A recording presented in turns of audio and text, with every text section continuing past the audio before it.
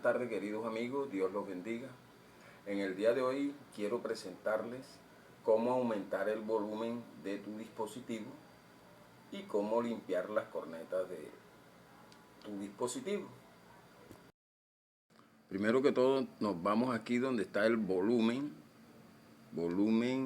arriba, la cinta de opción, los tres punticos.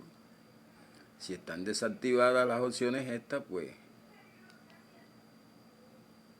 si están desactivadas, pues las activamos. Le damos aquí en donde está la ruedecita.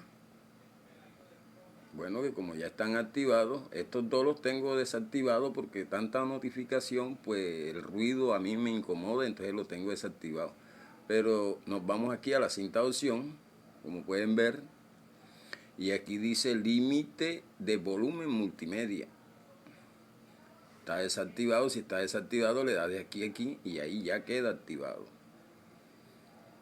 Luego nos vamos como si fuéramos a llamar para la limpieza de las cornetas de tu dispositivo.